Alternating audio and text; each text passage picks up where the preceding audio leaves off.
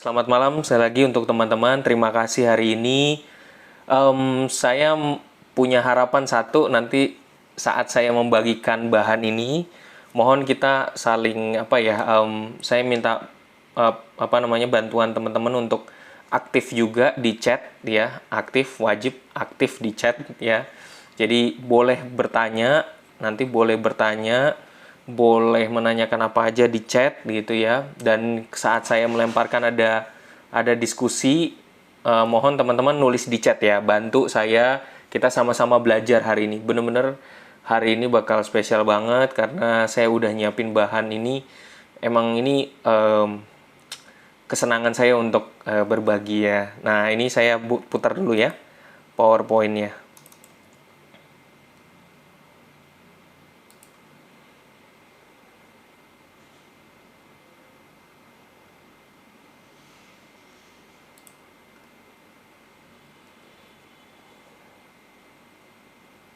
Oke.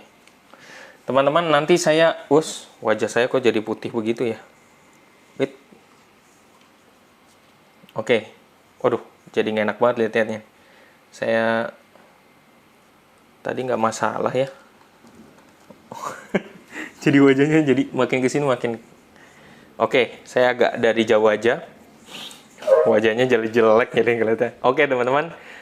Teman-teman bisa, saya minta tolong teman-teman bikin PowerPoint saya jadi top ya. Jadi pakai pinnya di bagian ini ya, di bagian PowerPoint nih ya. Saya sendiri bisa nggak? Oh, nggak bisa. Oke. Baik, teman-teman. Nanti kalau saya akan jelasin dulu, terus kemudian kita saling share, kita tukar pikiran. Saya kasih hari ini spesial banget terkait dengan pendidikan karakter keuangan dan tips investasi pada saat masa pandemi.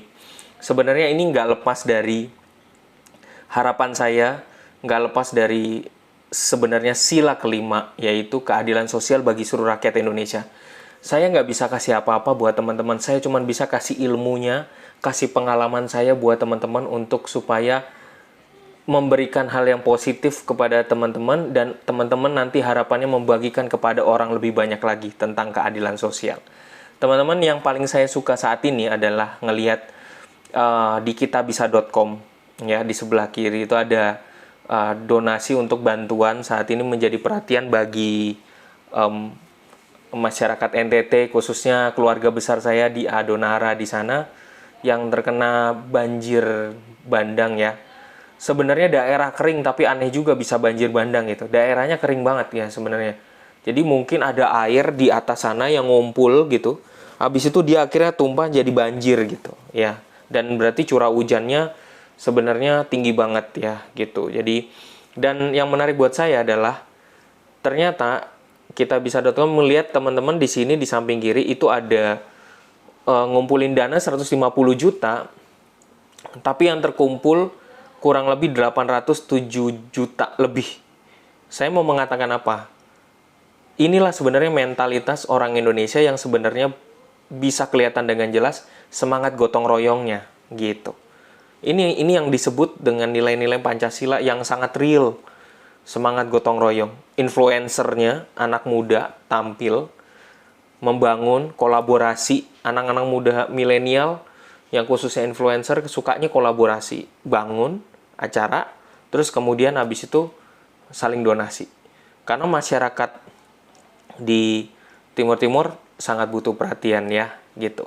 Oke, saya lanjut. Bang David, Bang Effendi, suara saya masih kelihatan kedengar jelas?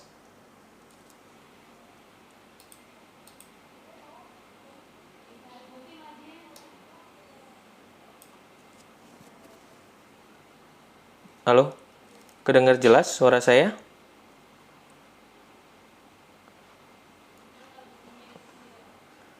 Kok nggak kedengeran ya? Halo, halo?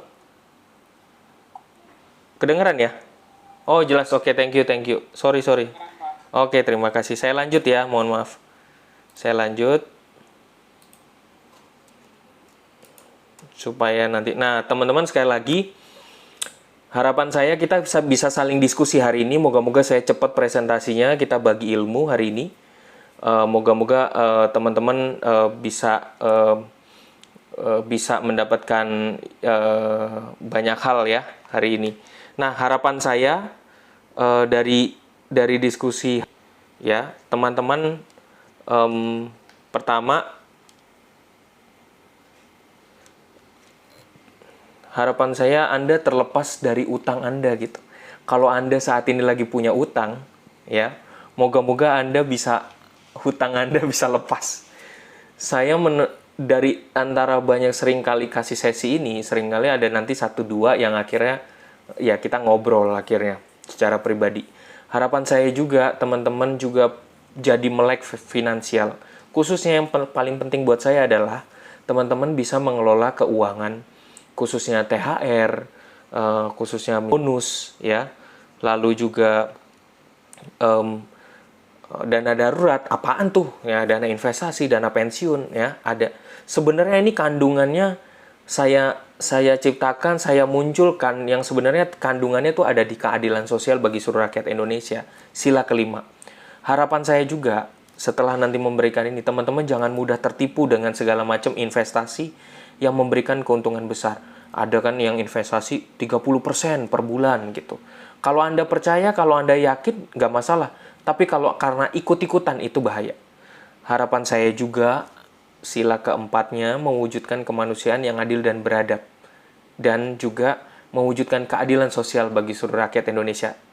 Teman-teman, saya selalu meyakini dan sangat yakin semenjak mengajar waktu 2013 bahwa manusia di Indonesia, manusia Indonesia, itu manusia yang punya kekhasannya adalah gotong royong. Maka saya selalu yakin itu. Karena kita punya sikap gotong royong. Makanya kayak model arisan, kayak model koperasi, kita udah tumbuh lama. Ya, teman-teman, saya kenalin dulu sebelum saya bicara, supaya teman-teman tahu bahwa yang di sebelah kanan atas itu adalah mentor saya, 2 mentor saya yang sampai saat ini saya selalu ikutin. Saya pernah diajak untuk siaran radio, dari yang pernah dulu nggak pernah ikut siaran radio, tiba-tiba denger radio doang, tiba-tiba diajak untuk ikut ya, untuk ikut siaran gitu. Dan dulu pengalaman buruk, teman-teman biar tahu dulu, saya tuh dulu utangnya banyak banget, punya utang banyak ya. Jadi punya utang, kuliah S2 48 juta, tapi dalam keadaan utangnya baru bisa diselesaikan setelah 1 tahun kemudian. Jadi teman-teman biar tahu bagaimana saya mau berbagi ini bukan karena cuman omong kosong, tapi memang berdasarkan fakta. Di sebelah kiri atas itu mahasiswa BINUS Alam Sutra. Saya ajarin mereka investasi. Di tengah-tengah itu, gambar tengah adalah teman-teman kantor yang sebenarnya wajahnya udah kelihatan tua kan, berarti sebentar lagi udah mau pensiun. Ya. Ini di sebelah kiri itu adalah gambar teman-teman mahasiswa yang saya latih untuk pertama kalinya di BINUS Kemanggisan. Saya latih untuk mengatur keuangan, belajar mengatur keuangan dan berinvestasi di reksadana dan saham. Saya punya mimpi itu, bisa berbagi. Nah, di sebelah kanan adalah kaget juga waktu saya ngadain di kantor, itu kebetulan tiba-tiba para manajer yang hadir. Jadi, wah kaget juga. Saya harapannya teman-teman karyawan, bukan teman-teman manajer gitu ya. Jadi, ini yang sungguh membuat saya kagum. Nah, teman-teman, sebelum saya masuk, saya mau bagi ini. Teman-teman, ada namanya gotong royong. Orang Indonesia itu sebenarnya semangatnya gotong royong. Maka teman-teman kalau mau lihat nanti di salingjaga.kitabisa.com, ada gambar di sini yang paling kiri. Ini saya waktu itu lupa ambilnya, kalau nggak salah tahun 2020. Waktu dananya, semangat gotong royong, waktu dananya dikumpulkan untuk para donatur ya, untuk saling bantu ya, itu jumlahnya sekitar 5 miliar ya. Tapi sekarang udah di tengah-tengah, ini barusan saya ambil. Posisinya udah 9 miliar. Ini di kitabisa.com, ini duit murni nih. Duit murni kita saling gotong royong. Nah, maksudnya apa sih saya share ini? Teman-teman, oke, kita di chat dulu. Siapa yang saat ini jadi karyawan di perusahaan? Tulis di chat. Ya. Siapa yang jadi karyawan di perusahaan? Oke. Oke. Kedua, langsung tulis ya, langsung tulis. Siapa yang saat ini punya asuransi kayak Sequis Life, Manulife, kita berbagi ya. Sequis Life, Manulife, atau Prudential, siapa yang punya? Oke. Ya. Oke, terima kasih. Nah, saya mau sedikit cerita. Teman-teman, ini salah satu aplikasi fintech sebenarnya, hitungannya. Fintech, financial technology, yang mengantisipasi masyarakat Indonesia yang kalau nggak punya namanya asuransi kesehatan. Contoh, orang-orang yang mampu, orang-orang yang kaya, pasti punya namanya asuransi kesehatan. Sequis Life, Sequis Life, Manulife, ya, terus kemudian Prudential dan bla bla bla blanya, ya. Tapi ada masyarakat yang di bawah itu yang mungkin nggak bisa untuk ikut asuransi kesehatan dengan bayar 500.000 per bulan, ya. Mereka hanya ngandelin apa? Di perusahaan pasti dikasih BPJS kesehatan, ya. Didaftarin BPJS kesehatan. Oke, bayarnya berapa? Ada kelas 1, kelas 2, kelas 3, ya. Itu jadi udah ada rinciannya tuh, kelas 1, kelas 2, kelas 3. Nah, pertanyaannya, masyarakat yang nggak punya BPJS kesehatan, yang mereka wirausaha deh, gitu. Yang paling nggak punya BPJS kesehatan, tapi dia udah kenal teknologi segala macam. Dapat jaminan untuk asuransi kesehatan mereka gimana? Nggak ada solusinya sebenarnya. Tapi lewat fintech ini, teman-teman hanya dengan minimal donasi 10.000 doang, minimalnya 10.000. Kalau tiba-tiba ada apa-apa, dapat pertanggungan hingga mencapai 100 juta. Kemarin ada mahasiswa BINUS Online Learning yang akhirnya setelah saya presentasi ini, dia langsung ikut. Padahal dia secara pekerjaan dia punya BPJS Kesehatan, punya juga asuransi kesehatan, dia punya. Tapi ini bisa membantu untuk yang nggak bisa. Terus kemudian akhirnya ternyata dia kena COVID-19, pas banget.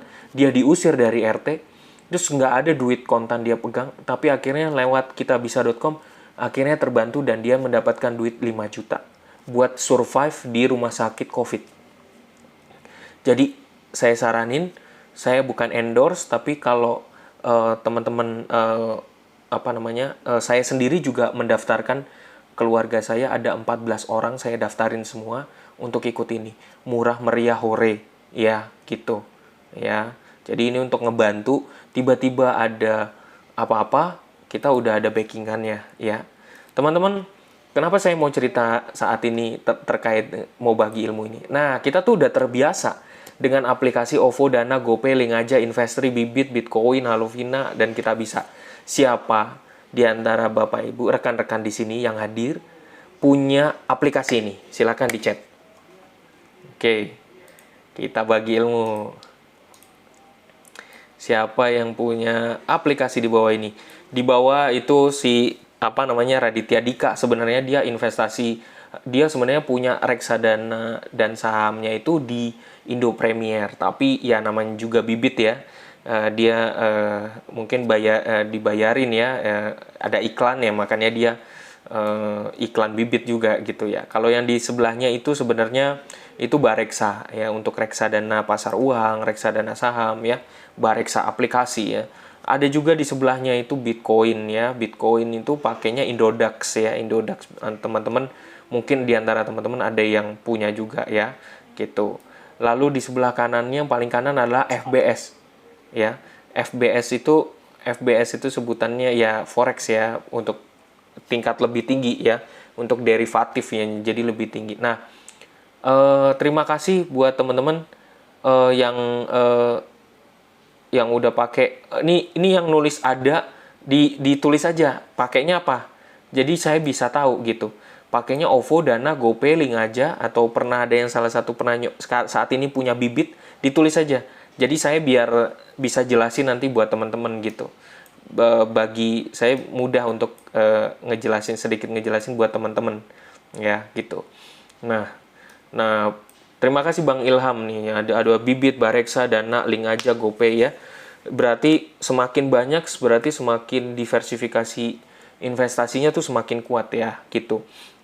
Karena anak muda sekarang sukanya tuh ya begini, yang mudah-mudah, nggak mau ribet. Itu mentalitas yang milenial ke arah ke depan ya.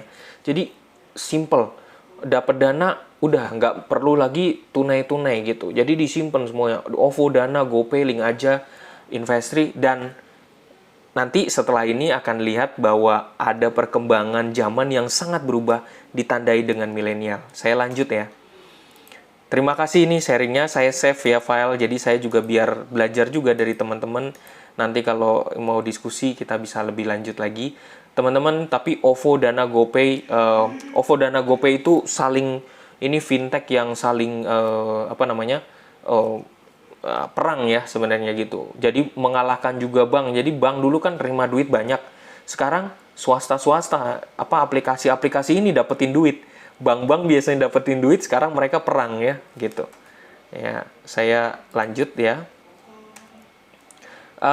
Teman-teman, fakta berikutnya, kalau teman-teman sadar, lihat ada permasalahan kayak kasus Maybank, di mana seorang gamer, teman-teman tahu ada gamer yang nitipin investasi uang 2 miliar ya, terus kemudian abis itu ternyata duitnya itu kok bener di banknya bener, tapi ternyata dia dikerjain sama oknum tertentu di bank itu, gitu ya. Nanti teman-teman bisa cari sendiri. Nah, waktu dalam perjalanan saya juga ada namanya investasi bodong ya, marak banget ya. Itu terkenal banget, bisa untung 30%. Siapakah itu? Ya, gitu. Latar belakang berikutnya. Jangan-jangan teman-teman juga mengalami seperti saya, mengalami namanya generasi sandwich. Ya, mungkin Bang David, Bang Dimas ngalamin seperti saya mungkin ya gitu. Siapa yang di sini boleh nulis di chat? Sekali lagi nulis di chat, siapa yang di sini secara sadar saya membiayai orang tua saya dengan bekerja, membiayai orang tua saya dan membiayai adik-adik saya, atau mungkin kakak saya, adik. Kayak kemarin juga ada yang kayak gitu. Siapa mungkin ada? Nah, terima kasih Bang Jason. Ada lagi? Bang Effendi. Oke, kita nggak usah takut untuk cerita. Semoga dengan kita berbagi ini nanti teman-teman menemukan solusi gitu buat teman-teman. Kemarin saya membawakan ini untuk UKM kementerian, di kementerian, dan ada seorang ibu akhirnya setelah selesai akhirnya nelpon saya. Bayangin dia usia 42 tahun membayari untuk adiknya yang usianya 39 tahun yang sakit imun, dan ibu orang tuanya yang masih hidup. Gajinya aja dengan usia 42 cuman 2,5 juta. Bayangin kan, utangnya gali lubang tutup lubangnya kayak gimana. Ya. Oke, saya lanjut ya. Tokoh inspirasi saya itu Robert Kiyosaki sama Tung Desem Waringin. Sebenarnya banyak, ada tokoh-tokoh lain. Ada bukunya juga yang ada buku Warren Buffett. Teman-teman, kalau misalnya di sana ada Gramedia, ya nggak usah cari yang buku bahasa Inggris. Saya saranin dua ini. Saya satu punya ini, Financial IQ, ya. Dan ini satu lagi, The Intelligent Investor. Ya, ini dua buku yang bisa teman-teman pakai, ya. Siaran hari ini kalau misalnya teman-teman lupa nanti bukunya apa, nanti saya ada podcastnya, teman-teman bisa dengerin lagi. Jadi ada Rich Dad Poor Dad, itu buku yang tetap laku sampai sekarang di Indonesia. Terus kemudian ada ini juga bisa ngebantu, Financial IQ, Rich Dad Poor Dad, terus dari Rich Dad Poor Dad, dan ini Intelligent Investor, ini buku tertua, bukunya gurunya dari Warren Buffett. Mungkin teman-teman pasti tahu itu, ya. Saya kebetulan punya koleksinya dua, jadi bahasa Inggris sama bahasa Indonesia. Tapi saya mau nekankan sekali lagi, kita ini generasi yang harusnya melek finansial. Indonesia itu ternyata sektor keuangan itu yang paling tinggi di Indonesia 10 tahun yang lalu, 15 tahun yang lalu. Tapi kenapa masyarakat kita literasi keuangannya bodoh banget sebenarnya, hitungannya gitu. Saya juga belajar dari mentor saya. Dari waktu awalnya saya utang banyak, kenapa ya nggak kepikiran itu dari waktu saya muda gitu. Kenapa ya nggak dari dulu? Ya memang karena literasi keuangan kita di Indonesia memang lemah. investasi bodong, kasus 2020, minus, skema Ponzi, rekrut orang, terus kemudian bakal 30% bakal dapat, ternyata juga penipuan. Ada juga asuransi Jiwasraya, Anda ikut mungkin asuransi Jiwasraya, tiba-tiba terjadi korupsi di dalam. Asuransi Jiwasrayanya udah bener, tapi ternyata duitnya yang diinvestasikan di dalam buat main saham gorengan. Itu bahaya banget sebenarnya. Itu bahaya banget. Bukan salah di kita, tapi pihak-pihak yang kita percayai uang kita malah malah menyalahgunakan gitu. Sedih banget. Ada namanya juga PT Hansen International Mirix ya, MYRX gitu. Nah, teman-teman bisa cari tahu ini apa. Dan yang terakhir, ada teman juga di Jogja, dia bilang ke saya, aduh Pak, ya ampun, saya tuh nyaris kena investasi bodong Mia Gold gitu ya di trading. Teman kantor saya itu hilangnya 40 juta Pak gitu ya, ikut bodong. Waduh, harusnya hati-hati. Kalau mau ngecek supaya nggak bodong atau nggak, ketik aja di ketik aja di Google, cari OJK investasi yang menggunakan fintech resmi atau enggak gitu. Itu ngebantu banget. Jadi bisa tahu. Oke, saya lanjut ya. Jadi sekali lagi, kemarin itu ada seorang ibu juga di Jogja, gajinya 10 juta, Jogja ya, tapi terus minus, punya 2 anak, tapi terbelit hutang, ternyata ngikutin gaya hidup. Dia nggak jujur sama suaminya, tapi saya bilang, jujur aja nggak apa-apa, enggak, saya takut nanti diceraiin gitu. Nah, ada seorang dosen, punya uang 50 juta, bingung mau diapain. Nah, itu salah satunya. Kalau literasi finansialnya lemah tuh bisa ketahuan dari situ. Bingung, punya 50 juta tapi bingung mau diapain. Saya kasih tahu, saya pasti nanya, takut untuk jangka pendek atau jangka panjang? Uang panas apa uang dingin? Nah, itu ada, nanti teman-teman kita bisa diskusi lanjut ya. Uang panas apa uang dingin? Terus kemudian, takut hilang atau enggak? Nah, gitu. Takut hilang atau enggak? Kalau ternyata dia bilang, saya takut hilang, tapi ini duit suatu hari bisa jangka pendek. Udah, jangan taruh di bank, taruh di reksadana pasar uang. Aman. 50 juta. Kalau punya 50 juta taruh di obligasi atau deposito, cuannya kecil. Mendingan taruh di reksadana pasar uang. Ya, gitu. Nah, terus kemudian ada mahasiswa nih, binus, main Bitcoin nih. 2 kali. 2 kalinya tuh hilang 5 juta, hilang 12 juta. Ya, berarti saya dapat kesimpulan, dia sebenarnya banyak uang, tapi uangnya tuh bukan uang dia, uang orang tuanya. Oke? Berarti dia sendiri manage keuangannya tuh. Dia cuma senyum aja. Sampai saat ini saya kenal. Waktu pas duitnya itu hilang, duitnya turun nilainya. Kalau Bitcoin kan sebenarnya nggak hilang banget ya, cuman turun nilainya. Dan turunnya tuh drastis banget, bisa sampai 0 gitu. Iya, gitu. Dan itu kan membahayakan banget. Oke. Masalah utamanya ternyata, menurut saya, orang Indonesia terlalu cepat karena literasi dasarnya, literasi finansialnya untuk keuangannya itu lemah, makanya dia maunya lompat-lompat yang menarik yang memberikan keuntungan gede, itu dipelajarin. Padahal yang mendasar ada 3 hal. Yang pertama kita langsung bahas. Pertama, nabung. Nabung itu bukan sekedar nabung, tapi nabung itu membantu Anda untuk membedakan mana yang kebutuhan, mana yang keinginan. Beda ya. Kebutuhan sama keinginan beda. Kalau kebutuhan, apa yang Anda butuhin. Tapi keinginan, seringkali itu menggoda Anda untuk membelanjakan uang Anda lebih. Padahal kalau untuk kebutuhan, Anda cukup makan misalnya Bang Dimas atau Bang David. Makan cukup pakai telur sama nasi, itu kebutuhan. Gitu. Cukup. Gitu. Tapi kalau udah namanya keinginan, gue ada nih tiba-tiba dapat THR gede, gue beli jam Apple, ya gitu ya. Segala macam gitu. Ya, dia beli gitu. Jadi fokus pada apa yang penting, apa yang perlu, apa yang berguna buat di masa depan. Bang Dimas, Bang Effendi, suara saya masih kedengeran jelas?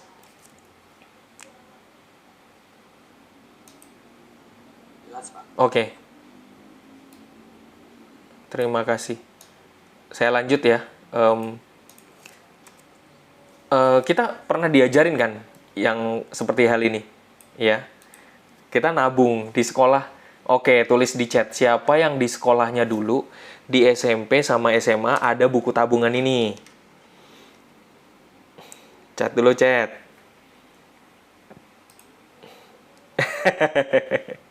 Kita nostalgia dulu deh, nostalgia. Ya, nostalgia dulu. Oke, teman-teman, ada sekolah mengajak rekan-rekan untuk menabung seperti ini. Tapi ternyata ada, sangat disayangkan menurut saya ya, sangat disayangkan. Ada sekolah-sekolah yang tahu tentang, paham tentang investasi ini. Jadi kita diajarin nabung untuk masukin, tapi sebenarnya kita nggak diajarin ilmu. Prosesnya apa yang terjadi sebenarnya di dalam gitu. Ada sekolah-sekolah yang memanfaatkan dari sistem tabungan ini, duitnya begitu masuk, duitnya diinvestasikan. Jadi memang sekolah itu mendapatkan dana dari para orang tua kita. Satu itu, ya. Jadi aktivitas rutinitas kebutuhan sekolah dapatnya dananya dari orang tua Anda waktu Anda sekolah. Tapi di sisi lain ada pergerakan investasi yang dilakukan melalui buku tabungan ini. Jadi duitnya dari sekolah, dari Anda itu masuk ke sekolah, dan Anda kalau mau beli buku ulangan, baju, kaos kaki, segala macam, itu pakai buku koperasi, ya. Tapi padahal duitnya itu sebenarnya diinvestasikan, gitu. Sehingga pihak sekolah mendapatkan dana, ya, tambahan, ya kan, gitu. Nah, itu yang sebenarnya sangat disayangkan, ada sekolah-sekolah yang tidak mengajarkan ilmu itu, gitu. Kenapa? Kenapa harus nabung? Kenapa harus nabung? Itu aja pertanyaannya, ya. Harusnya Anda diajarin, tapi Anda pasti pasti Anda tahu ya, ada uang kas kelas ya dulu ya buat wisata segala macem ya. Ini saya lanjut. Nah, ini hasil survei saya, penelitian ICG saya 2020, saya lagi masih menunggu untuk diterbitkan di jurnal internasional. Saya pakai contoh sampelnya 10 sampel dari mahasiswa BINUS yang secara acak, saya anak milenial, cewek cowok. Teman-teman coba lihat di responden yang nomor 3. Responden nomor 3 itu uang tabungannya pernah mencapai 100 juta. Karena uangnya mencapai 100 juta, dia juga punya habit. Pengeluarannya setiap bulan 1,5 juta. Yang lucunya buat saya adalah responden 10. Responden 10 itu pernah mencapai 50 juta. Tapi uang jajannya 20.000 sampai detik ini. Jadi dia punya habit untuk menabung. Jadi nggak punya dinamika untuk jajan gitu. Tapi dia sendiri udah orangnya ini perempuan, tinggal bersama tantenya. Terus kemudian dia punya habit emang begitu, ya. Memang punya polanya gitu. Nah, yang menariknya buat saya adalah sebenarnya ketika ternyata dari antara riset yang saya lakukan ini, dia 10 orang ini, ternyata baru 50% mahasiswa membuat catatan keuangan gitu. Nah, chat lagi siapa yang sampai saat ini di antara rekan-rekan yang masih udah setua ini masih tetap membuat laporan keuangan pribadi. Boleh di-chat? Siapa? Ada? Boleh pakai tulis aja, boleh Pak. Iya Pak, saya ikut pakai fintech Pak gitu, pakai aplikasi. Ada? Yang belum, kalau ada yang belum, teman-teman boleh. Nggak ada nih yang nulis nih.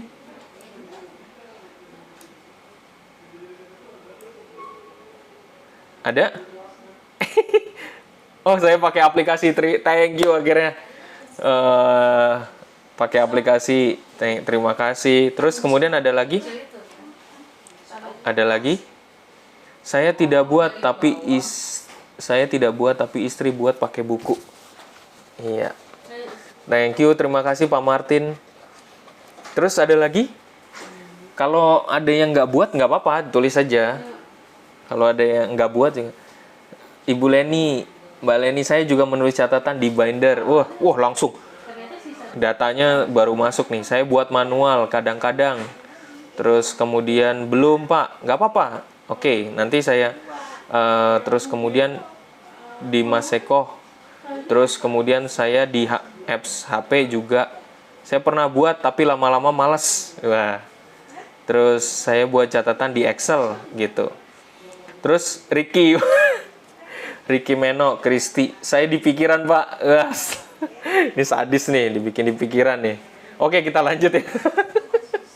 Oke, kita lanjut ya. Saya akan membuka apa yang ada saat ini. Ternyata Pia tutup pintunya aja, tolong Pia. Pia tutup pintunya Pia. Pia tutup pintunya no. Ya. Iya, sorry. Di sini ada istri saya, ada ini, jadi suaranya agak sedikit berisik. Mohon maaf. Mohon maaf ya. Gitu. Oke, ternyata di antara mereka 10 responden ini itu familiar banget sama fintech gitu. Ya. Sama fintech. Oke. Dan terus kemudian kita lanjut, kita coba untuk kenapa sih saya mengatakan sebelum Anda berinvestasi, paling penting buat saya adalah kita buat laporan keuangan, khususnya kasusnya yang terjadi di ibu yang di Jogja dengan gaji 10 juta tapi dia minusnya sampai 5 juta lebih ya gitu. Ya. Ternyata faktor utama yang dialami oleh ibu di Jogja itu ternyata dia nggak pernah bikin laporan keuangan gitu. Lalu juga ada satu ibu yang ada di Bali menikah sama orang Perancis. Ternyata dia baru ngeh gitu. Oh, ternyata laporan keuangan itu penting ya gitu. Oke, laporan keuangan tuh kayak gimana sih? Ya, buat teman-teman ya. Moga-moga ini jadi pencerahan. Dari kecil saya tuh sering banget dipukul pakai sapu, pakai rotan, terus kemudian pakai sapu lidi, pakai kayu, hanya karena alasannya saya harus rajin buat laporan keuangan. Semoga rekan-rekan nggak mengalami apa yang saya rasakan di waktu saya kecil dulu ya gitu. Tapi didikan dari orang tua ini membuat saya sampai detik ini masih tetap membuat laporan keuangan setiap tanggal 27. Orang gajian itu rata-rata tanggal 25 sampai tanggal 5. Itu ritmenya. Makanya e-commerce, sadar atau enggak teman-teman, e-commerce itu suka bakar duit pada saat di tanggal itu supaya mempengaruhi teman-teman supaya belanja. Shopee, Blibli, Tokopedia, dan teman-temannya yang lain. Itu suka gitu, ya. Karena saya punya teman-teman e-commerce juga hal yang sama juga kayak gitu. Laporan keuangan membantu Anda untuk bikin kondisi mengelola Anda bisa tahu di masa depan tuh untuk mengurangi pengeluaran atau menambah pemasukan. Oke, kita langsung lihat faktanya ya. Waktu saya diajarin mentor, saya diajarin waktu kalau terima gaji, 20%-nya langsung disembunyiin. Sembunyiinnya di mana yang paling aman dan paling gampang diambil nanti suatu hari? Jangan ditaruh di reksadana saham usul saya, atau ditaruh di saham, jangan. Taruhnya di reksadana pasar uang. Jangan membahayakan 20% Anda yang Anda ingin tabung untuk di masa depan, bisa taruh di obligasi atau di deposito. Tapi jangan membahayakan 20%-nya itu taruh di tempat yang berisiko tinggi gitu, jangan ya. Ini buat pegangan panduan. Waktu itu saya diajarin sama mentor saya. 30%-nya dari gaji yang Anda terima itu buat wanti-wanti. Pegang aja, simpen gitu. Simpennya di tabungan, tapi sebenarnya lebih baik jangan di tabungan sih. Enakan di reksadana pasar uang juga gitu. 50%-nya Anda pakai untuk kebutuhan sehari-hari. Ini pakemnya ya, ini pakemnya. Nah, masalah utamanya gaji Anda berapa gitu. Beda-beda kan dari setiap kita. Atau mungkin Anda nggak punya gajian. Atau Anda masih bergantung sama orang tua. Atau mungkin Anda freelance ya gitu. Nah, ini ada salah satu contoh, saya kasih contoh kasus. Ini bener-bener real. Ada adik kelas minta saya untuk ajarin investasi, tapi saya minta dia bikin laporan keuangan dulu. Akhirnya ya udah, ini aku buatin gitu. Teman-teman, ini saya internetnya nggak stabil, jadi tiba-tiba kalau terputus mohon maaf nanti ya gitu. Gajinya 5 juta 100. Terus bulanan istrinya, dia keluarga muda nih, bulanan istrinya 2,5. BPJS orang tuanya dia bayar 300, internetnya dia bayar 384, pasca bayar buat dia 220, pampers anak 125, bensin motor 1 bulannya 300.000, rokok 1 bulannya 600.000. gajinya 5.100.000, terus kemudian habis itu totalnya setelah dia total 4.429.000, maka ada sisa 670.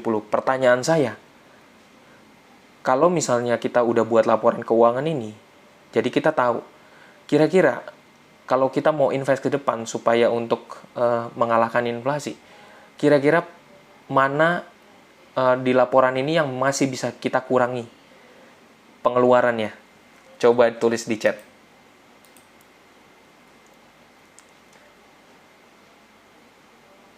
Oke.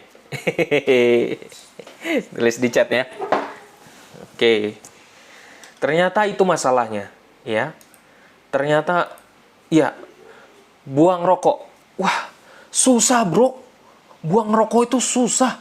600.000 susah banget itu. Rokoknya. Wah, susah. Kayak gitu. Udah pindah aja ke vape. Ya enggak sih. Vape jauh lebih murah. Iya kan? Oh iya, gitu. Terus ada juga mungkin bisa pendapatnya, oke deh, gue memang harus ilangin rokoknya. Gue harus cari cara supaya bisa ngalihin perhatian, supaya bisa rokok ini addicted-nya hilang. Nah kalau misalnya 600.000 hanya buat rokok, kalau misalnya dia hilang, kan dia lumayan bisa, kalau bener-bener rokoknya hilang, bisa lumayan kan, 1,2 dia bisa invest, iya kan, dari sisanya itu. Ya mungkin nanti perintilan-perintilan lainnya ya. Oke. Ini teman-teman untuk salah satu fakta, ini benar-benar ini nyata, catatan ini dia kerja di salah satu perusahaan terkenal di Indonesia. Saya lanjut. Nah, ceritanya ini teman-teman, mohon maaf mungkin bisa kelihatan ya, ini Instagram saya, dan apa yang saya posting adalah laporan keuangan ketika ini kebetulan saya tanya sama ibu saya sih gitu ya. Ibu saya sekarang udah pensiun, ya. Setelah pensiun, ya saya mau cerita apa adanya. Ibu saya nggak mempersiapkan, nggak mengenal dengan baik apa itu dana pensiun. Hingga akhirnya, ketika dia sekarang pensiun, dia sebenarnya keuangannya minus banget. Walaupun dia seorang PNS, ketolongnya karena dia PNS. Ketolongnya sekali lagi karena dia PNS, ya. Nah, tapi sebenarnya minus. Coba bayangin. Saya catat dia, saya minta dia menerangkan, coba mama, coba tulis deh biaya hidup setelah pensiun kerja. Beras 1 bulannya 500, 6 galon air 192, gasnya 150, listrik, pam, belanja rutin rumahnya 3 juta karena ada adik saya di sana numpang. RT sampahnya 40.000, bayar koperasi rutinnya 200, arisan koperasinya 100.000, arisan keluarga besar 1 bulan 30.000. Dulu di masa produktif, dia nggak pernah berpikir tentang dana pensiun. Sekarang dia di masa pensiun, udah nggak produktif lagi, tapi pengeluarannya tetap gede. So, makanya penting banget kita membuat laporan keuangan. Kenapa saya bilang harus buat laporan keuangan? Manusia itu, khususnya kita sendiri, itu diberikan keistimewaan sama Yang Maha Kuasa untuk punya kemampuan kehendak bebas dan mampu melakukan proyeksi. Melakukan proyeksi, ya. Contoh, sekarang saya tanya ya. Saya iseng di chat. Teman-teman tuliskan satu impian teman-teman kalau lagi punya duit banyak. Tuliskan satu impian teman-teman kalau lagi punya duit banyak.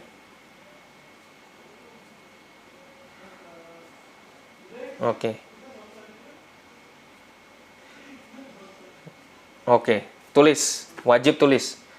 Jadi saya bisa tahu. Ada yang mau beli emas batangan, boleh. Pergi haji, boleh. Mau keliling dunia, boleh. Ya, saya nggak mau pakai istilah sultan dulu karena sultan acuannya harus jelas dulu. Kita mungkin belum masuk ke tahapnya sultan itu berapa duitnya ya. Tapi saya seandainya aja, teman-teman dengan keadaan sekarang, kalau misalnya punya duit banyak, nah teman-teman sendiri yang kenal acuannya, punya duit banyak, iya kan? Beli emas, tambah invest, tabung, beli gadget, ya. Nah, sekarang pertanyaan kedua, lanjut. Tadi teman-teman udah bikin nih, udah nyebut sendiri, bakal beli emas, saham. Yang saya maksud, menurut teman-teman, yang saya maksud dengan duit banyak itu nilainya berapa? Buat teman-teman sendiri. Coba tulis. Tulis. Langsung. Terima kasih nih udah tabung, beli emas, bikin usaha, blue chip, Clarissa, Felicia. 200 juta per bulan, 100 miliar. Terus duit banyak. Duitnya nggak habis-habis, Pak. Oke, terus. Boleh. Siapa lagi? Income 1M per bulan. Boleh kan? Gitu. David, tabungan 5 miliar juga udah banyak. Mantap. Oke. Ya. Nah, terus tetap nulis ya. Saya simpen nih chatnya buat ambil nilai tugas pribadi ya. Oke, punya Bitcoin 100 aja. Wah, itu tajir itu. Ya, punya Bitcoin 100 aja ya. Oke, kita lanjut ya. Nah, teman-teman, tadi ada nyambung. Jadi saya tertarik untuk nyelak ya, untuk nyelak satu. Tadi ada yang bilang paling pertama, sorry, saya ke atas dulu. Saya tergoda untuk menjawab pertanyaan ini. Mas Dimas Eko, financial freedom. Oke? Langsung saya nyambung ke Mas David. Mas David bilang, kalau financial freedom itu sebenarnya yang tadi itu punya duitnya itu tabungan 5 miliar juga udah banyak. Mas David, saya waktu itu tanya sama mentor saya minta hitung. Saya sebenarnya kalau udah masuk dalam financial freedom itu duit saya berapa sebenarnya. Kalau udah pensiun, pengennya ongkang-ongkang kaki, nggak usah cari punya usaha, nggak usah punya usaha sama sekali, duitnya berapa yang paling ideal. Kita bisa jalan-jalan di Indonesia lah, buat bertahan hidup aja. Bener dugaannya. Saya udah dihitung, jumlah duitnya harus 5 miliar. Itu untuk rekreasi aja Den, bisa gitu. Apalagi duit 5 miliar tabungan itu, taruhnya bukan di bank, tapi taruhnya di reksadana pasar uang. Udah diemin aja. Wah, terus kemudian nanti duitnya itu akan jalan sendiri. Income-nya udah passive income tuh, Anda nggak usah ngoyok lagi, udah nggak usah ngoyok gitu, ya. Nah, kenapa saya harus tanyakan ini? Nah, alasannya kenapa ya? Dari tadi saya tanya kenapa duitnya banyak segala macam. Sekali lagi, manusia punya kemampuan untuk melakukan proyeksi. Manusia punya kemampuan, Bang David, semuanya yang hadir di sini.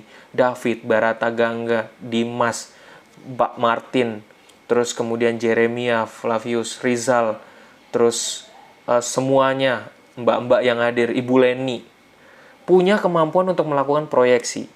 Jadi, karena melakukan kebiasaan untuk membuat laporan keuangan, jadi kita setiap bulan bisa memprediksi untuk kita sendiri. Otomatis lama-lama.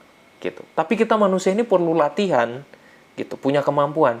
Oke ya, ini terkait dengan laporan keuangan. Sehingga kita akan tahu kemana aliran dana kita. Sebenarnya gua ini minus atau plus sih, gitu, keuangan kita.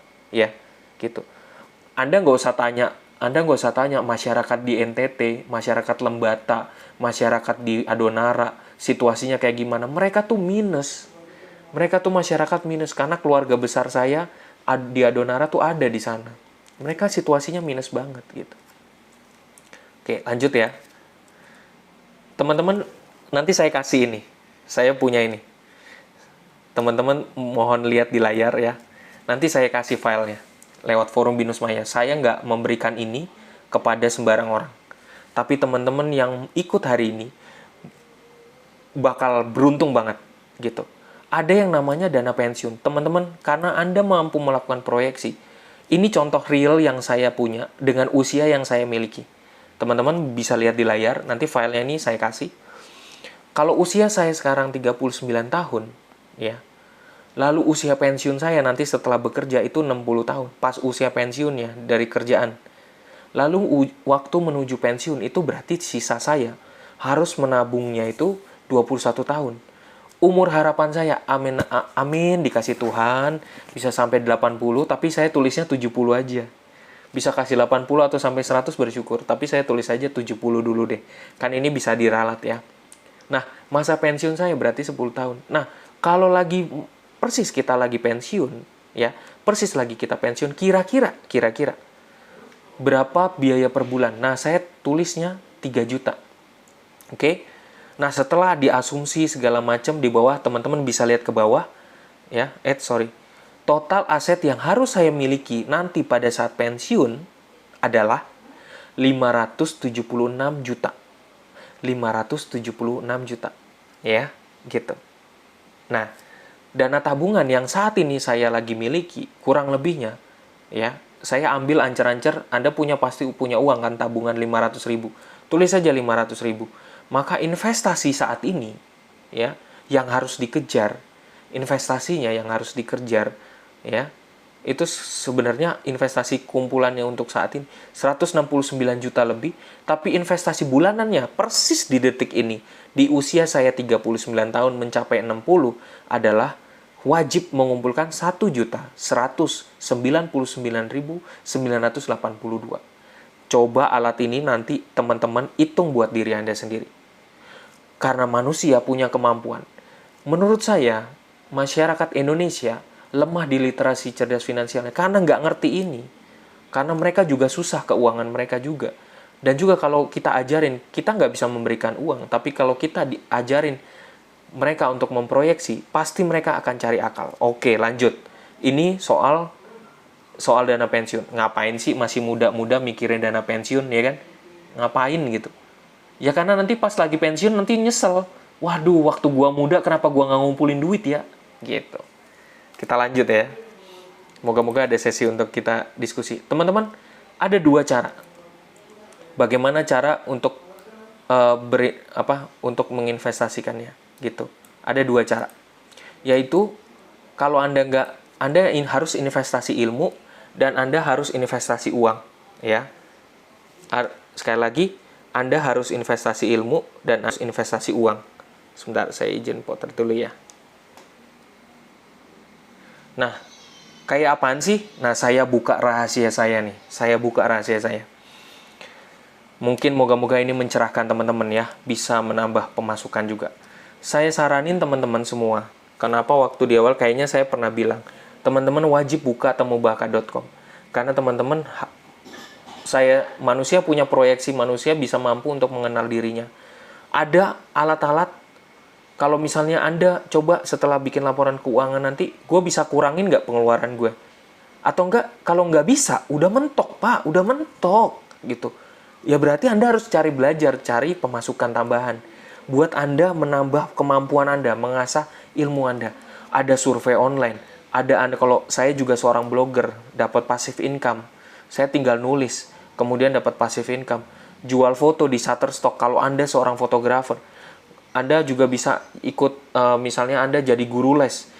Di ruang guru, bisa ada ruang guru, namanya ruang pengajar, nanti saya kasih tahu. Kalau Anda mau keluar negeri, yang soal freelance-nya di luar negeri, Fiverr atau global freelance. Nah, oke, kita ungkap ya satu-satu. Moga-moga nih ada waktunya. Teman-teman, ini temubakat.com. Ini punya saya. Setelah Anda ini saya bocorin buat teman-teman. Cara bacanya bagaimana? Lihat yang di sebelah kanan aja. Namanya personal branding. Personal branding setelah saya pakai temubakat.com. Lalu saya akhirnya melihat, ternyata saya seorang analis. Ternyata saya seorang edukator lebih cocok. Saya seorang evaluator, jurnalis. Yes, bener banget. Saya jurnalis dari dulu. Karena saya dari kecilnya sering menulis buku diari. Dari buku diari, kemudian ada satu magazine saya sering nulis. Terus kemudian akhirnya saya mengasah, akhirnya saya ikut pelatihan jurnalis. Saya memang punya kemampuan. Saya juga seorang motivator, yes. Akhirnya kelihatan kan, gitu. Saya juga seorang server itu adalah gini, server itu saya suka lebih melayani untuk orang lain dibandingkan untuk diri saya. Jadi saya banyak mengorbankan untuk orang lain daripada saya mikirin diri saya sendiri, gitu. Ya, kenapa sih analis, edukator, evaluator? Ternyata terbukti saya tuh suka banget namanya ngelihat data. Jadi data dikasih, saya membaca data, itu kemampuan saya. Saya sebenarnya anak lebih cocok anak introvert. Karena saya sukanya di balik layar, saya mempelajari data, gitu.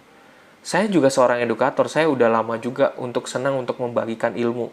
Saya pernah mengajar anak-anak kecil di sekolah, taman, di SD, saya mungkin cocok jadi guru, gitu, ya. Tapi saya juga sekali lagi, saya seorang evaluator. Dan ternyata salah satu pekerjaan yang saya ternyata direstui oleh temubakat.com adalah saya cocok menjadi seorang investor di saham. Karena saya mampu melihat dinamika saham. Gitu. Ya.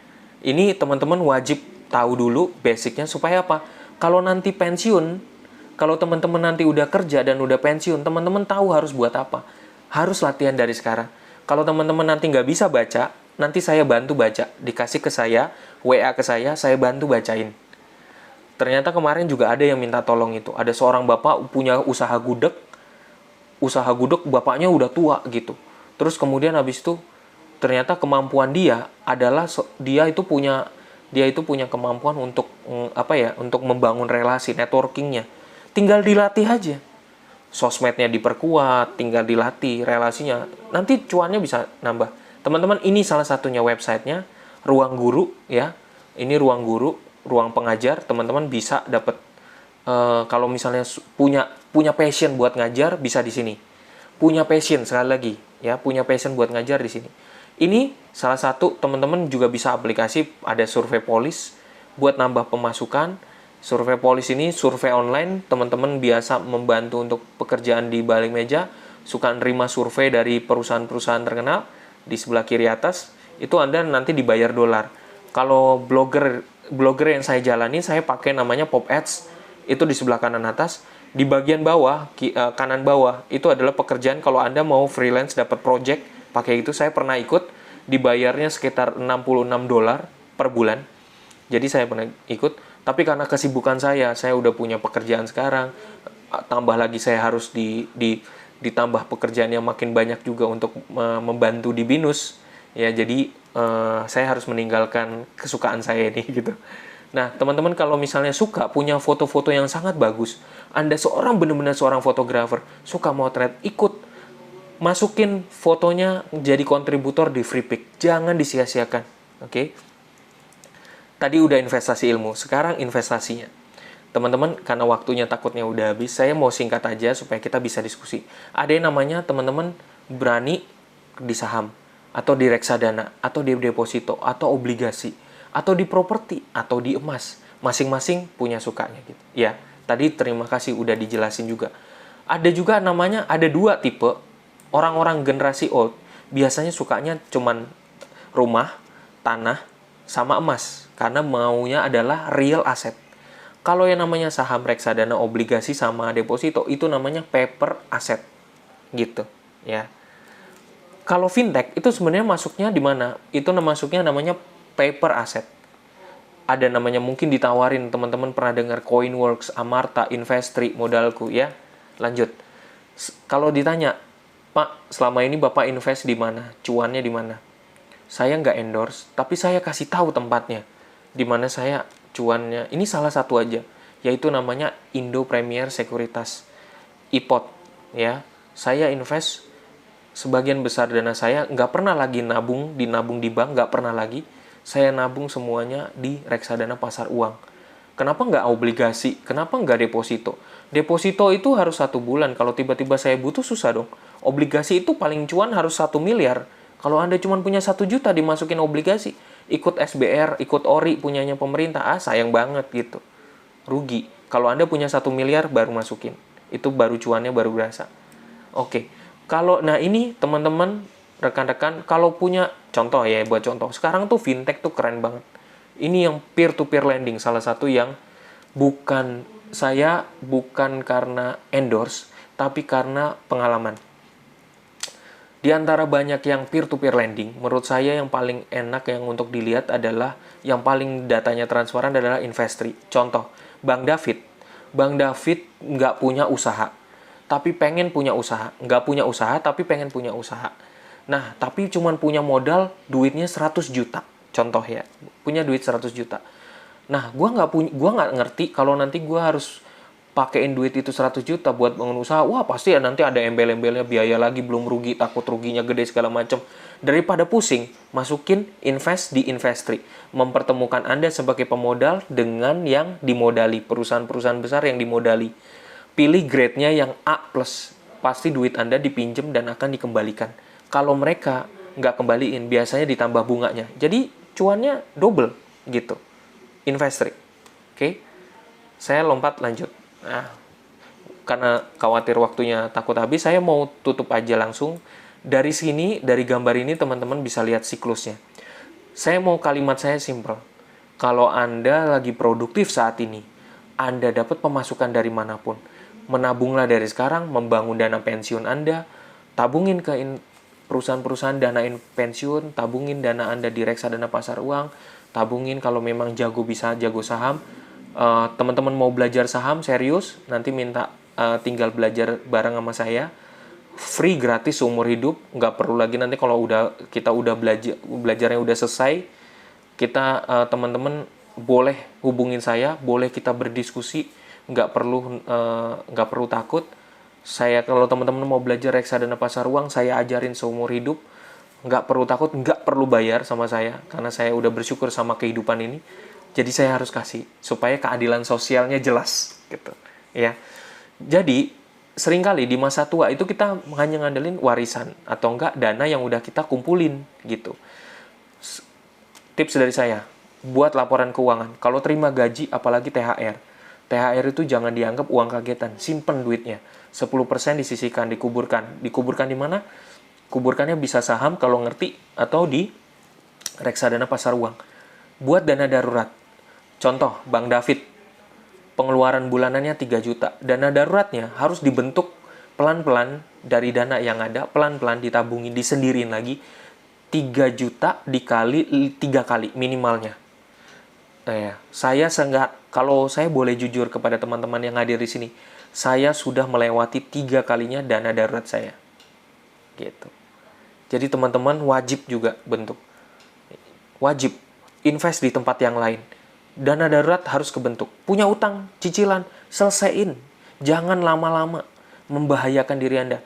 Usahakan jangan gali lubang, tutup lubang. Itu menyengsarakan orang lain. Kalau ada uang jajan, THR, kalau THR-nya nggak perlu dibuang-buang, disimpan aja. Bilang aja kalau Anda lagi punya THR, sorry ya, THR aku kerja ini gajinya kecil, mohon maaf ya. Padahal sebenarnya Anda duitnya dapatnya banyak THR-nya. Tapi Anda simpen gitu. Berbohong dikit demi kebaikan. Oke nggak? Setuju kan? Berbohong dikit demi kebaikan. Banyak rezeki, sekali lagi banyak rezeki, jangan lupa untuk berbagi. Sekali lagi, banyak rezeki, jangan lupa untuk berbagi. Itu penting banget. Buat mungkin ada orang-orang yang nggak suka sama kita terus kemudian dijampi-jampi segala macam. Konon katanya, jampi-jampi itu akan mental kalau kita semakin bersedekah. Konon katanya. Kalau kita kena jampi sama orang, ditusuk dari belakang, dijelekin dari belakang, kita tetap akan mendapatkan berkah kalau kita tetap berbagi sedekah buat orang juga, gitu. Sekali lagi, teman-teman, Indonesia kita harus literasi finansialnya harus melek, gitu, ya. Oke, kita masuk, mungkin di antara teman-teman di sini, saya nanti filenya semuanya bisa didapat di forum Binus Maya, ya, di forum Binus Maya. Teman-teman yang mau belajar nanti dapetin filenya di situ, ya. Oke, mungkin ada yang mau bertanya atau nanggepin, atau Pak mulainya gimana, mungkin mau nanya gitu. Nih, tolong langsung tanya. Jangan ragu untuk kita berbagi gitu, ya. Siapa tahu nanti ke depannya teman-teman berkah. Oh, di sini juga ada rekan-rekan muslim. Pertanyaannya. Oh, boleh. Ayo, silakan. Ya Pak, saya sedang belajar juga tentang takaf. Ya. Belakang kemarin itu ada fenomena pom saham, sehingga banyak orang yang baru belajar saham akhirnya rugi, Pak. Iya, betul. Gimana? Kenapa belajar saham ada pom-pom? Belajar saham, Iya. ada pom-pom, akhirnya ngikutin pom-pom, jeblok. Iya, udah. Duitnya hilang. Iya, thank you Pak Martin. Iya, Pak Martin jadi korbannya nggak? Pak Martin jadi korban nggak? Untungnya enggak, Pak. Oh, enggak ya. Aduh, jangan deh. Ngeri tahu. Oke, aku ceritain sedikit ya. Siapa yang sekarang sambil lagi buka komputer? Kasih clap, kasih jempol. Siapa yang sekarang saat ini lagi buka komputer? Kasih jempol, reactionnya. Sehingga saya bisa tahu, oke, sekarang saya kasih contoh, oke? Sekarang di layar Anda, sambil Anda buka browsing satu ya, saya akan sampelkan, saya kasih tahu.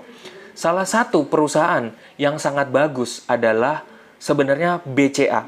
Ketik di Google, tulis gini, BBCA IDX. Saya tulis ya sambil di chat ya. BBCA IDX. Oke. Rekan-rekan tulis itu. Terus lalu Google sekarang udah membantu Anda dengan sangat baik, membantu Anda untuk tahu pergerakan saham. Jadi Google itu tahun 2007 belum bisa baca data saham Indonesia. Data keuangan Indonesia dia belum bisa baca tahun 2007. Sekarang udah bisa. Lihat nggak? Udah coba BBCA, udah gitu ke atas ya. Nah ini mantap ya. Nah, Bang Martin ya. Lihat kan? Ke atas, pergerakannya ke atas Bang Martin. Jadi dia tuh bank yang tumbuh gitu. Banknya tumbuh. Investornya dia secara data segala macam udah bagi dividen, sahamnya bagus segala macam. Kalau yang tumbuh, dia akan terbang terus ke atas. Oke? Gitu. Biasanya ke atas. Itu kenapa kita nggak perlu takut naruh di situ, karena dia perusahaannya bagus, fundamentalnya bagus. Saya kasih bocoran rahasia pakai caranya, pasti mungkin ada yang tahu di sini. Silakan download. Cara saya baca itu pakai aplikasi namanya RTI Business. Oke, sekarang saya ajak teman-teman, rekan-rekan, lihat salah satu saham yang dipakai buat pom-pom. Pom-pom itu adalah ajakan para trader-trader bersama bandar-bandar yang punya uang banyak untuk terbang bersama, kemudian menjatuhkan orang-orang yang ngikut paling terakhir. Dikorbankan semua. Contoh ya, saya tulis ini, BNBR IDX. Ketik BNBR IDX, coba. Ketik di komputer, biar teman-teman tahu. Apaan sih nih? Gitu. Tadi kan BBCA ya, gitu. Sekarang tulis BNBR IDX. Harganya berapa coba sekarang? Oh, Pak Diki Ardiansyah, oke. Tapi tulis dulu ya teman-teman BNBR. Pak Diki nggak usah takut, ya. Nggak usah takut Pak Diki Ardiansyah. BCA saya minus 150. Percayalah sama saya. Dia ke depannya akan terbang kok gitu. Nggak usah takut, ya. Kalau misalnya Bang Diki ini lagi jatuh minus 150, saya kasih tips. Tabung, siapin duitnya yang banyak, duit cair, ya, duit dana lancarnya, cairnya, siapin yang banyak. Begitu dia nyentuh minus 10%, potensinya dia turun 10%, serok lagi, beli lagi sahamnya di bawah. 1 lot, 2 lot, udah gitu aja. Oke, saya kasih tipsnya. BNBR kita bahas. Bakri and Brothers, Rp50 teman-teman. Coba kalau kita beli, kira-kira berapa cuman mau ngeluarinnya untuk beli 1 lotnya? Rp50 dikali 100 lembar. Jadi berapa? Kita cukup punya berapa duit? Goceng. Teman-teman cukup dengan membelinya dengan goceng 5.000. Saking murahnya. Oke. Kenapa terjadi demikian? Masih ingat kenapa ini masalahnya? Kenapa dia sahamnya bisa jatuh? Sahamnya benar-benar datar, sahamnya kayak orang mati, lurus. Oke. Kenapa? Pertama, Pak Martin, terima kasih. Yes, kasus. Tahu ya? Kasus apa? Bakri and Brothers, Lapindo. Teman-teman harus ingat dalam sejarah. Kasus Lapindo itu kasus yang menjatuhkan para investor udah nggak percaya lagi sama saham ini. Satu itu. Kedua, laporan keuangannya. Kenapa harganya jadi 50? Investornya banyak yang keluar, nggak banyak tertarik lagi. Keluar tuh berarti keluar. Kalau turun, berarti itu para investornya menjual sahamnya secara drastis, akhirnya menjadi harganya 50. Gitu. Dan yang terjadi pada saat itu adalah harganya cuma murah, dan kalau kita pakai lihat RTI Business, coba omsetnya, net income-nya. Saya kasih tahu lagi, ada satu website yang teman-teman yang saat ini lagi belajar saham, Financials. Ini bisa dipakai. IDN Financials.com. Ini untuk ngelihat data. Pakai tadi RTI Bisnis, pakai IDN Financials. Setelah Anda buka, ketik BNBR, Anda akan melihat betapa catatan warna merahnya secara laporan keuangan dia merah. Begitu. Kalau BCA, Anda ketik, di sono bagus-bagus rapotnya. Gitu. Jadi, orang Indonesia nih ilmu keuangannya belum mantap, tapi diajak untuk pom-pom saham. Itu doang Pak Martin, kelemahannya. Ya. Tapi memang enak sih. Main saham gorengan, sebenarnya jangan main saham gorengan ya enaknya. Main saham yang masih murah, contoh yang masih murah ya. Misalnya kayak Sido, BBCA, kalau duitnya, perhatiin duitnya. Terus kemudian Unilever, ya. Saya nggak rekomen ya. Jangan ditiru ya. Iya, gitu. Nggak apa-apa Bang Diki, kalau saya ambil. Ya. BCA harganya berapa? Sekitar berapa sekarang posisinya saat ini? 30.000 ya. Dia bisa mencapai ke angka 35.000. Tapi ada yang paling tinggi, Bapak Ibu. Ada yang paling tinggi dulu. Ada. Ya, di stock split. Ya. Kalau nggak salah UNVR dari harganya 40.000. Ya. Gitu. Oke, ini karena jadi ngomongin saham ya, agak berat nih ya. Buat teman-teman, buat ngimbangin ya, khususnya buat Pak Waidani Wanggai ya, Pak Waidani. Saya nggak tahu kalau misalnya di Papua di sana, apakah sungguh mohon maaf saya nggak ada maksud menyinggung, apakah di sana kenal misalnya sekuritas atau deposito atau obligasi, mungkin di sana dikenal, boleh saya tanya dulu Pak Waidani nih, kalau di sana dikenalnya apa Pak Waidani, mungkin yang sangat terkenal trennya deposito, obligasi atau apa mungkin reksadana? Ada juga semua di sini, ada sekuritas panin nih. Oh, sekuritas panin. Jadi mereka sudah buka di sini juga. Oh, iya. Oke. Ada edukasi juga. Kalau di antara Pak Waidani, boleh iseng-iseng ya tanya Pak Waidani. Ini udah 23 saya. Pak Waidani lebih suka kalau misalnya Pak Waidani punya uang banyak, lebih suka beli emas, properti atau apa Pak Waidani? Saya minta sudut pandangnya. Atau beli obligasi, atau beli saham, atau beli reksadana yang Pak Waidani pahami. Saya butuh sharing dari Bapak. Mungkin. Pahami itu kita sebaiknya punya beberapa instrumen. Jadi jangan hanya di satu tempat ya. Kalau bisa properti, bisa di saham. Ya untuk keamanan gitu. Oke. Terima kasih Pak.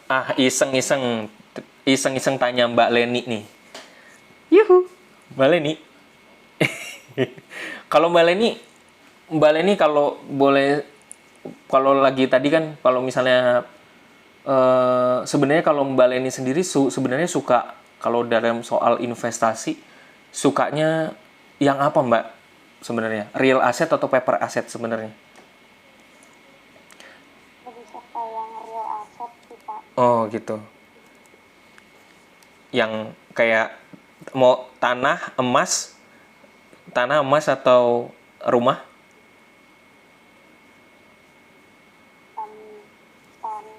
Emas takutnya nanti dibawa maling, nggak punya apa-apa lagi. Iya benar. Nah, kalau tantangannya punya emas itu ya suratnya jangan sampai hilang, sama kalau misalnya kita tuh kayak orang was-was gitu. Kita mau pergi ke mall, wah emas gue takut hilang nih di rumah, gue bawa aja semuanya pergi ke mall juga. Ini fakta ya, ini ada yang kayak begini, ada nih, beneran ada. Saya kan ketawa gitu, bener-bener deh. Tapi ada juga ibu-ibu yang di generasi old ya, sadar atau enggak, tapi ini sebenarnya jangan ya, maksudnya jangan dipraktekin ya, karena saya tahu ini, maksudnya gini, orang-orang sering tetap suka beli emas, kemudian emasnya itu disembunyikan di bagian lemari, di mana di dalam kotaknya itu, di bagian dalamnya itu ada kotak tersembunyi, biasanya situ. Ibu-ibu suka begitu, naruhnya emasnya situ, ibu-ibu, ya, gitu. Terus abis itu begitu dia mau jual, lupa suratnya di mana, gitu. Lupa di mana ya suratnya ya? Waduh, emasnya inget, tapi karena kan suratnya ngapain dibawa ya kemana-mana? Ya udah rahasia umum. Ya, oke, Bang Barata Gangga, aku nggak masalah sih mau beli emas di Tokopedia yang pakai cicilan atau di Shopee yang mungkin apa namanya di Shopee ya, saya lupa di mana satu lagi tuh, itu nggak masalah. Tapi saran saya lebih baik kalau memang mau beli, mungkin bisa langsung jumlahnya duitnya punya banyak, langsung dibeli gitu, langsung dibeli di apa namanya di Antam atau apa ya. Kalau Pak Waidani, kalau di Papua belinya di mana Pak beli emas? Ada Pegadaian. Biasa Pegadaian itu yang jual kadang-kadang. Oh, gitu ya di sana ya. Kalau tidak ya. Oh, gitu, oke. Kalau mau dapat yang model Antam ya gitu harus di. Oh, oke. Iya, oke. Iya, terima kasih. Semoga Pak Martin pokoknya hati-hati kalau dipom-pom sama orang, khususnya main di saham ya. Dapetin ilmunya dulu, ilmu dasar, baru nanti kalau udah jadi ahli untuk trader segala macam. Kalau Pak Martin mau serius, nanti WA ke saya, nanti kita mungkin bisa bikin grup yang serius, atau enggak nanti saya masukin ke grup yang memang saya punya, memang saya jadiin satu, dan memang saya tempat di situ saya sering sharing gitu ya, kalau mau belajar Pak Martin. Untuk ya tadi sekali lagi investasi, kalau kita nggak punya dana buat uang untuk diinvestasikan, kita investasi ilmu supaya kita dapat pemasukan. Banyak orang nggak tahu yang tadi website yang tadi itu, tapi ketika Bapak Ibu mungkin di sini punya udah mulai produktif, udah banyak uang, investasikan dana Anda. Buat yang, Pak, saya tuh takut banget duit itu hilang. Saya nggak jago saham, saya nggak ngerti. Di mana saya bisa taruh? Di reksadana pasar uang. Saran saya, ada aplikasi apa aja yang punya? Kalau Anda udah paham bibit, ikutin bibit. Kalau Anda udah paham Bareksa, aplikasi Bareksa, pahamin Bareksa. Tapi kalau mau seperti saya, misalnya ada robotnya, ada otomatis untuk reksadana pasar uang, saya saranin namanya adalah Indo Premier. Gitu. Itu kalau saya, ya. Saya mau punya sekuritas, mau punya aplikasi banyak, nggak masalah. Saya bisa kok punya Indo Premier, bibit, mau itu. Tapi duit itu jadi kocar-kacir kemana-mana. Fokus, diversifikasi tapi fokus gitu. Jadi jangan terlalu banyak gitu ya, gitu. Nah, makanya Pak, aplikasi buat invest saham yang bagus menurut saya nggak ada yang sesuatu yang bagus, semuanya bagus. Tergantung feel-nya dapatnya dari mana. Ada orang yang cocok sama bibit doang. Ada orang yang cocok ternyata pakai gue nggak usah macam-macam, gue pakai ajaib. Nah, ada yang simple, kaum milenial nggak mau repot. Tapi kalau saya pakai yang namanya Indo Premier. Saya pakai yang satu Indo Premier dari asli Indonesia, satu lagi punya Korea namanya NH Korindo. Yang itu loh, kalau Anda lagi buka YouTube tiba-tiba keluar namanya naik-naik gitu ya. Naik-naik. Nah, ya. Sebelum namanya naik, itu namanya NH Korindo gitu. Ya. Yang namanya naik-naik, Joe Taslim keluar iklan di YouTube tuh. Iya, itu namanya. Itu namanya naik. Kenapa saya pilih itu? Alat itu hanya fokus kepada saham, tapi dia pergerakannya akuratnya tuh kencang banget gitu. Saya suka simple, kencang gitu. Dan satu lagi kenapa saya pindah di saya punya di Indo Premier juga, karena akurasi di sana ada dia sebagai fintech punya artificial intelligence, di mana kalau Anda punya dana, daripada kalau nabung di bank itu nggak cuan, mendingan Anda nabung begitu Anda punya gaji, belum dipakai sama sekali, Anda punya THR, nggak dipakai sama sekali, taruh aja di Indo Premier, sekuritas Indo Premier, biarkan artificial intelligence-nya memilihkan reksadana pasar uang buat Anda. Apakah ada resikonya? Resikonya paling kecil. Pak Happy, banyak untung di mana? Reksadana pasar uang atau saham? Saya katakan dari 3 tahun lalu sampai sekarang reksadana pasar uang yang paling cuan. Itu. Ya, itu. Sekali lagi, saya cuma sharing, saya nggak endorse, saya nggak dibayar apapun, saya cuma sharing buat teman-teman.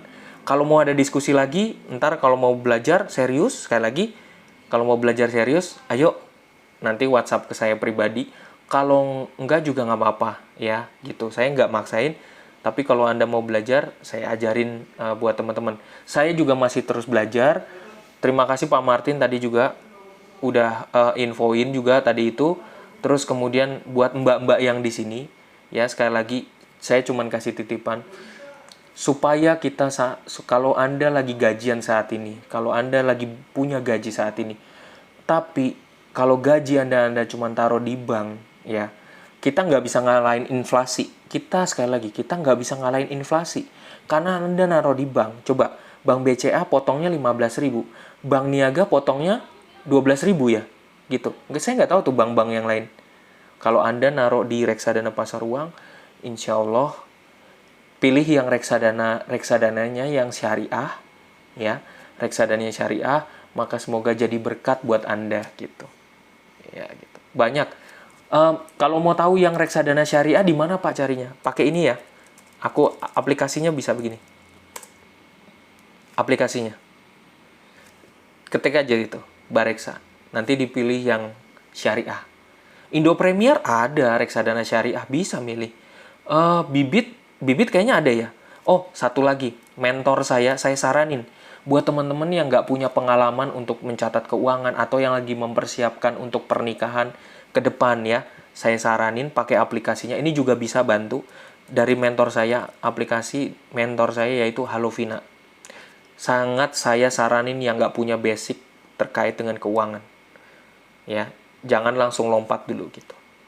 Semoga jadi berkah buat hari ini. Ini hadiah saya buat teman-teman yang nggak pernah diajarin di SD sama SMP, maupun di SMA, maupun di kampus gitu. Harapan saya semoga saya bisa memviralkan pelajaran ini juga buat rekan-rekan di BINUS. Ini selalu menjadi hadiah saya buat teman-teman BINUS. Karena saya udah dapat berkah kehidupan ini udah gratis dari Tuhan, maka saya harus berbagi mewujudkan keadilan sosial bagi seluruh rakyat Indonesia. Setuju Pak Waidani?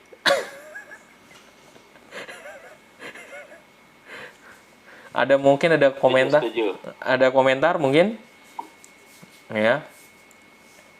Kalau nggak ada, terima kasih. Nanti bahannya saya semuanya kasih. Khususnya teman-teman Pak Waidani, teman-teman semuanya wajib mengukur soal dana pensiun udah dari sekarang. Gitu. Sehingga saya jamin di masa tua nanti Anda nggak shock. Gitu. Wajib juga temubakat.com itu wajib tahu. Kalau nggak bisa baca temubakat.com-nya, nggak bisa tahu cara bacanya, bikin dulu, habis itu hasilnya nanti saya bantu di WhatsApp. Don't worry, nggak usah takut. Saya nggak akan jampi-jampi Anda. Gitu, ya. Terima kasih untuk malam ini. Selamat istirahat, mimpi indah. Oh iya teman-teman, mohon maaf hari ini saya mungkin kurang bergairah, barusan saya pagi ini tadi sama BINUS habis vaksin. Jadi satu hari ini habis vaksin, badan saya lemah banget. Jadi kurang bersemangat. Mohon maaf kalau dilihat kurang bersemangat. Karena saya lelah banget habis divaksin, capek banget tangannya, sakit, pegel. Dan bawaannya tidur resah, saya keringet dingin terus. Saya lagi mengajar teman-teman ini semuanya, saya lagi keringet dingin. Jadi sorry buat malam ini, semoga tetap sehat, jaga kesehatan. Semoga pandemi ini cepat berlalu, Indonesia makin tumbuh, investasi juga makin tumbuh. Ya, terima kasih, selamat malam, selamat istirahat. Terima kasih, selamat malam. Malam ya, terima kasih.